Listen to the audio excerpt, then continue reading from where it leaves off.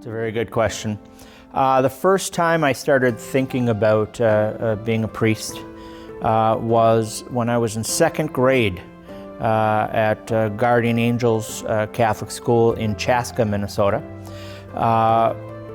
While I was a second grader, Sister Mary Elvira asked us to write a little paragraph or a couple of sentences about what we wanted to be when we grew up. And so I said, I want to be a priest like Father Val and Father Clem and Father Conran, who were the Franciscan priests at the parish of Guardian Angels. And I want to be a priest like them. And we had to read that up in the front of class. So I said, I want to be a priest like Father Val, Father Clem, and Father Conran. And then one of the kids in the back of class yelled out, I'll never go to your church. And I got all embarrassed and cried as a second grader would when somebody teases you. And then I didn't think about it for a long time. I don't think it was a terribly traumatic experience, but as any second grader going into third, fourth, fifth, you know, you wax and wane, and you want to be a doctor or a police officer or a cowboy or whatever. But all throughout that time, from my first communion all the way through high school, I was always involved in the parish, always involved in church things, whether it was the parish carnival or festivals or reading at Mass. I served at Mass from second grade all the way until I was ordained a deacon, so I was an altar server all my life, as long as I could, from second grade, first communion onward. Somewhere around my junior year of high school, my pastor asked me, what do you plan to do when you graduate from high school next year? And I said, well, I'm about 50-50 on whether I want to be a priest, you know. He said, oh, really? Well, here's the phone number to the vocations office of the Archdiocese of St. Paul, Minneapolis.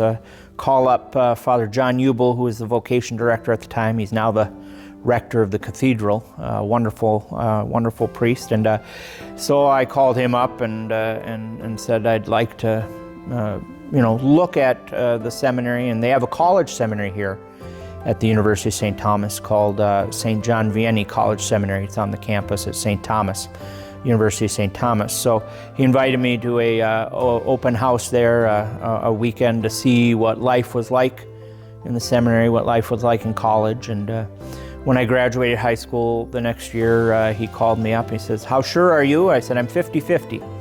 And he said, well, that's good. Let's sign you up right now. I'm like, wow, what? He said, well, I don't want anybody at the age of 18 to be 100% sure. If you're 100% sure, well, you're still 18. And you have a lot of learning to do at that point. So, but at 50-50, he signed me up for the college seminary to study for the Archdiocese. And I said to myself, every year I come back to seminary, I have to be 10% more sure that I've discerned this vocation and that it's what God is calling me to do.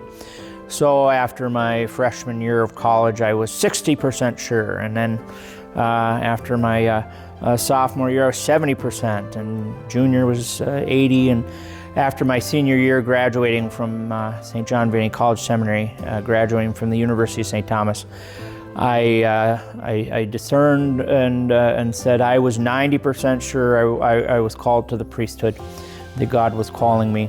And if you're 90% sure of something, well, that's pretty good odds that might be where you're called. So I applied and was accepted to the major seminary, St. Paul Seminary, on the South Campus of the University of St. Thomas, and studied there for 4 years and was ordained a priest in 2003. So that's kind of the journey from second grade all the way to